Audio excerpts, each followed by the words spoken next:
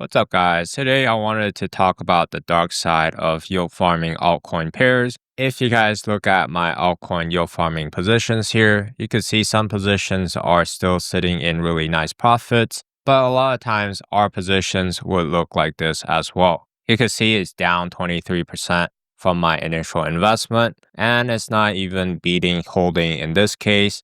I've been in range for roughly 122 days. So that's the reality of altcoin investing and yield farming. Sometimes these altcoins struggle and you will be sitting in a loss for a very long period of time. But before we dive in, if you're new here, my name is Richard. This is my current open position. My channel talks a lot about yield farming because it's the most profitable thing I've found in crypto so far. You can see I'm sitting in a nice 5.32 Ethereum profit. A lot of these pools are generating 25 to 75% APR, and the average comes out to roughly 40 to 50% APR. If we look at my closed positions here, I have a total profit of 8.6 Ethereum. So roughly sitting on 13 to 14 ETH of profit right now. And sometimes this number would fluctuate a lot, right? Based on how the altcoin market is doing, especially these mid to small cap alts. So the problem once again is that these altcoins fluctuate from outperformance and underperformance all the time. If we look here at Aerodrome, you can see I deposited at this price where it's around 0.00034, and then it has retraced all the way back to this bottom bound of my range. The current price is at 0.0002, and my bottom range is around that price. So when that happens, we're going to suffer a negative divergence loss, right? Because the Ethereum that I put in inside the pool, you can see I put in 1.44 Ethereum here, and it has been converted mostly into Aerodrome. But because Aero's price has been dropping against Ethereum, my net total value of the liquidity is declining in value as well. That's the ugly part of it. If you did not get a very good entry, or if these small to mid cap altcoins are weak, you will see a lot of Ethereum loss here.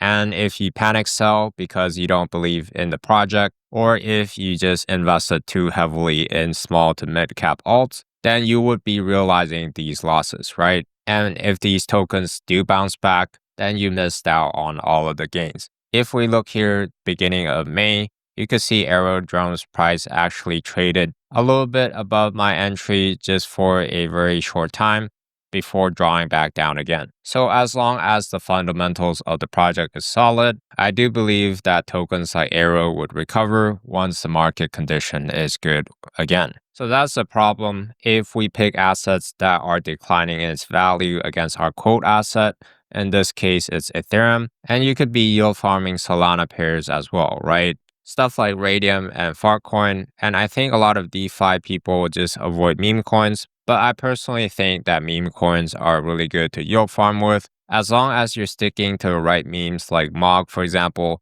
that has a staying power and a large community behind it, because here you can see my MOG pool is actually outperforming real projects like Aerodrome that has like actual revenue and stuff like that, right? So just because it's a meme coin doesn't mean that it's going to underperform those other DeFi projects or real world asset projects, right? Same thing with this bonk here, suffering a slight divergence loss because it's slightly below my entry, but because I generate a decent amount of fees in this pool, I'm actually still in a nice profit. So that's the nice thing. Even if we're down very slightly or down a lot in the case of Aerodrome, we're still generating fees compared to just purely holding in the market, right? If we switch this reference value to the US dollar value here, you can see I'm still earning like $4 to $5 from this pool every single day. It's nothing crazy, but it adds up, right? If I have like 10 of these pools, that's $50 a day that I would be making. And when these tokens bounce back in good market conditions, or if we see a big alt season, which I do believe is coming up still, then I could make a very nice profit. But the thing is, right, you gotta be willing to hold through these projects.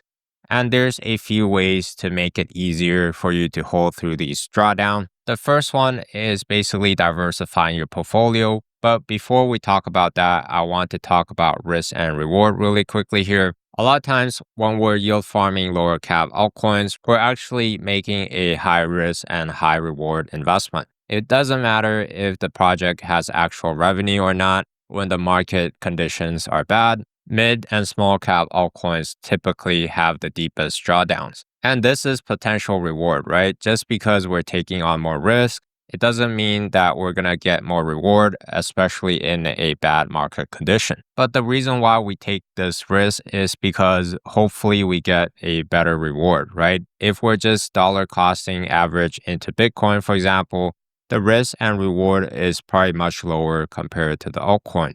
Maybe over the next few years, we'll gain a 20 to 30% on our capital at this current price. You can see Bitcoin is trading around $100,000 right now. And to expect another 2 to 3x out of this in this cycle, it's possible, but not that likely in my opinion. Compared to altcoins like Aerodrome, even if it just recovers to its all-time high at $2.4, that's a 3 to 400% increase from this current price. So definitely higher risk, but higher potential reward as well. And if we look at risk a little bit closer here, there's something called volatility risk, where the price is very volatile, but the price might be moving sideways or up to the right. So even if you bought the top here, for example, but the price end up all the way up here, it doesn't matter because you could just hold it over a long period of time, right? For example, if I buy Bitcoin at its all-time high at 110K, then I don't mind holding through like multiple years if I believe that Bitcoin is eventually going to reach $1 million, right? And with altcoins, we have an even higher volatility risk because altcoins are typically much more volatile. They have a smaller market cap. The liquidity is not as much. So when people make like, let's say, a few $100,000 worth of buys, then the price would jump really high, right? So the volatility could be a good or a bad thing. For example, a lot of beginners buy at the top and then they panic sell the bottom. And so then when the prices recover, then they missed out on the gains and realized a bunch of losses. And if you're a great trader, for example, you're buying the bottom and then selling the top. And because the volatility is very high, you could be making a lot of money. And as yield farmers, we still want to get into at a good price, at a zone of support in most cases. So then the potential for loss is much less. And the next type of risk we want to look at is this risk of loss. So with Bitcoin, the risk of loss is quite low, right? A lot of companies now are establishing a Bitcoin reserve. Along with countries like the US, they're accumulating Bitcoin. So in my opinion, over the next 10 to 15 years, Bitcoin's trend is going to go upwards instead of bleeding out like this. And I think it works the same way for a lot of major assets like Ethereum. The risk of loss is much lower compared to stuff like Aerodrome or meme coins because meme coins fade in and out of popularity all the time, right? So the risk of loss here is much greater. And this just means that the chance of the token basically bleeding out over time. So how do we actually minimize the risk of loss, which I believe is the most important thing here as yield farmers? If we look at this chart here, this is pretty common in traditional finance. Standard deviation here just measures like the volatility of your portfolio, how much your portfolio is going to deviate from the current value. So if we have a stock portfolio as an example, right, we have less than 50 stocks, then we're taking on a lot of these firm-specific risks. If these firms don't do well, then our portfolio will struggle as well. But at the same time, if you make the right bet on these assets, your portfolio could grow really quickly as well. But if we're trying to reduce risk of loss, this is roughly what you want to do. If we look here, the number of stocks of portfolio, if we increase it to about 300, for example, then basically we only have to worry about the market risk. Our portfolio would do well when the market does well, and then our portfolio would do badly when the market does badly. It works the same way with crypto. If you guys only hold like 1 to 2 tokens, you're taking on a lot of asset-specific risk versus if you have a more diversified portfolio, you're going to be taking less and less asset-specific risk and only have to worry about the market risk. As a yield farmer, I stick to at least 5 to 10 positions at all times to yield farm with. I never go down to 2 to 4 positions because I think that the asset specific risk is just too high. The risk of loss is too high, right? If you guys look at my current portfolio, I have Pixel to ETH here, Bonk to ETH, ETH to AI XBT, Arrow to ETH, Mock to ETH, and then this ETH to basis for everyone token. So currently roughly 6 different pairs here. And I would argue that I could probably add a few more different pairs rather than keep compounding into these specific pairs to further decrease my risk of loss. And I also have an Ethereum to USDT position in a leverage farming setup. You can see that here I lent out Ethereum, borrowed USDT to yield farm with. It's down slightly right now with the US dollar value because Ethereum drew back a little bit. But if we look at the fees, I'm outpacing the interest that I'm earning. So that's the main idea. If you guys are yield farming with only 2 to 3 positions, a lot of times you're taking on a lot of asset specific risk. And the next thing we could do to decrease the volatility and risk of loss in our portfolio is by diversifying into other asset classes. So this chart is from Ray Dalio. You guys could Google Ray Dalio if you want. He's a very famous hedge fund manager. And I really like this concept because this on the left shows like the standard deviation, right?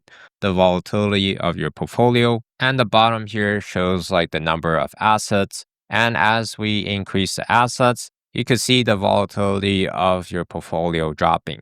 And the amount it drops depends on your correlation. Correlation just means that these assets are moving together. When Bitcoin pumps, for example, and Ethereum follows, then that's a high correlation asset. So in theory, if you're just diversifying within crypto and most assets are pretty highly correlated, then the volatility of your portfolio will stay up here, right? It's going to be very high still. And if you add stable coins to your portfolio, basically has a 0% correlation. Even just adding a little bit of stablecoin could see like a huge drop in volatility of your portfolio, right? So if you can't take a lot of volatility in your portfolio, then maybe you should be yield farming with more stablecoins to smooth out the volatility. And the good thing is you could still earn really nice yield on your stablecoin in crypto or other delta neutral strategies. But the idea is if we're buying a bunch of different assets like stocks, gold, real estate, even bonds, right, it's going to decrease our volatility in our portfolio. So it really helps holding through these big drawdowns, especially if you have a very big mid to low cap altcoin allocation. And lastly, aside from these altcoin pairs, what I personally do is have a core majors position. For example, in this wallet here, I have a bunch of Ethereum that I lent out in this leverage yield farming setup. And because the risk of loss is less and also the volatility is less than smaller cap altcoins, it really helps me sleep better at night and basically decrease the risk of my portfolio. So that's the 3 main things. Make sure you're diversifying across different positions. Something like this, right? Don't just stick to like 2 to 3 positions. The second thing is to diversify across other asset classes like stocks, bonds, real estate, gold. The third thing is to have a core majors position. If you believe in Ethereum, for example, then you could have more Ethereum. And the last bonus tip I have for you guys is to use less sizing for these altcoin pairs. So the lower the market cap, usually the higher the risk. For example, these AI XBT or Arrow tokens, they're higher risk than Bonk. That's why I went in with a smaller size. Even if it does a deeper drawdown, it's much easier to hold rather than putting like your entire portfolio into mid to small cap altcoins, right? So use appropriate sizing. It could be different for everyone, but typically for smaller cap alts, that is below like 250 million market cap, I try to stick to less than 5%. But sometimes there are exceptions like this Pixel to ETH position. Because I've gained a lot of it at a very low cost basis, then I'm comfortable having a larger position, especially if it's bringing a nice income over time. So that's pretty much it for this video, guys. Yield farming altcoins is not easy, right? Sometimes you will have to hold through like really deep drawdowns and hopefully come through the other side with some really nice profits. If you guys want to learn more about yield farming and how to make consistent gains with yield farming, then be sure to check out these other videos on my channel. I talk almost exclusively about yield farming and investing, so be sure to check these out. Thanks for watching. I'll catch you guys next time.